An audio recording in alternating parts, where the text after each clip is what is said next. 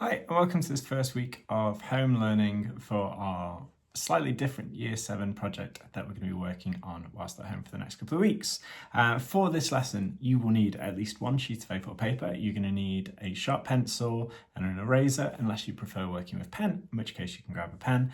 And for our challenge mode, you're going to need access to either a tablet or a device so that you can go and watch a video, or you're going to need access to some markers or colour pencils.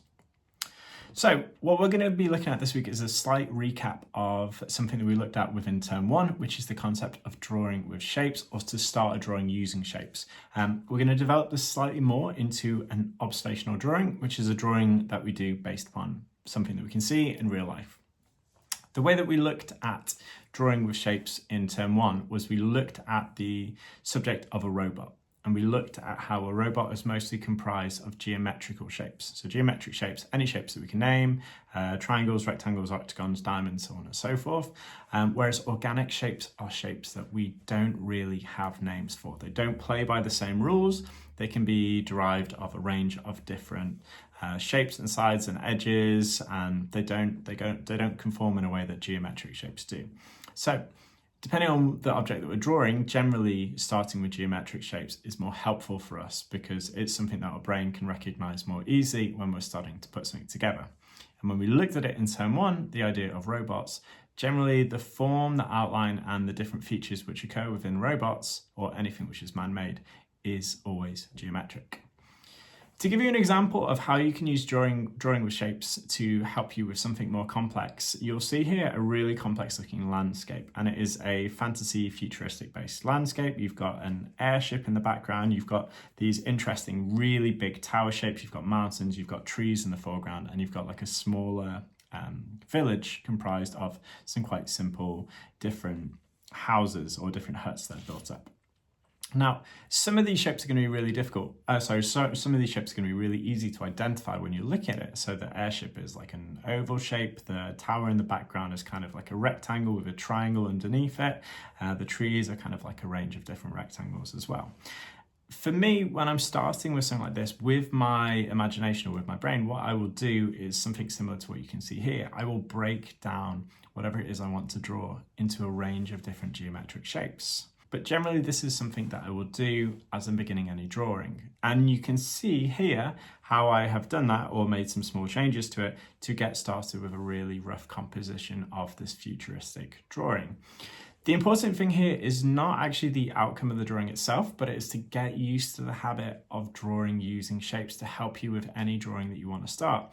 Any object that you don't normally know how to draw, or anything that you don't feel that same level of confidence with drawing.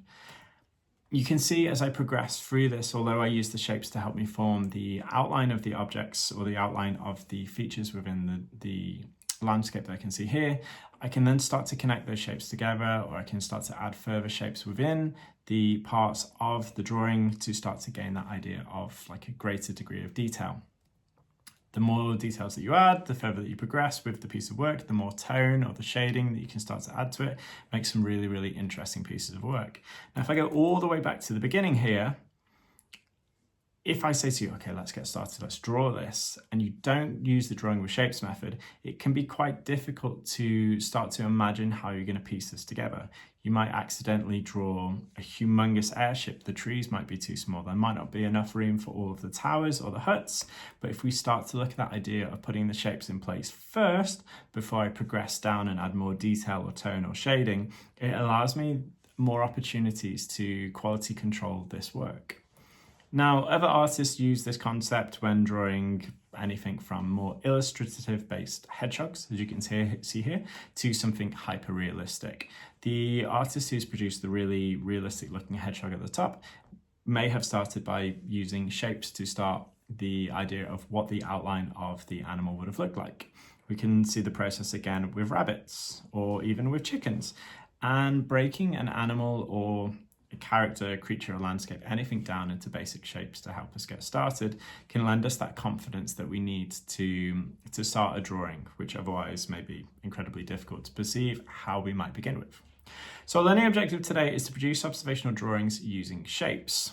And if you want to look at how you can reverse this technique slightly to impose a limitation upon your work, As part of a super challenge mode, what you can look at today is what the year 9s are doing this week, which is where instead of drawing with shapes, they are using shapes to impose limitations upon their own drawing, to use it as a motivational method for producing different pieces of work inspired by those limitations. For us though, we're going to focus on the idea of getting started with some drawing practice using this method of drawing with shapes. Your aim for today is to produce one 15-minute drawing and to share that on the assignments tab. You're going to pick any object that you want. It just needs to be something within reach, something on a table, something within your bedroom. It does not really matter. It can be absolutely anything. Document the drawing of an object on your desk or something from your room. Your aim is to produce one 15-minute drawing. Start by drawing out the major shapes before adding more detail. Once complete, upload to the assignment for feedback.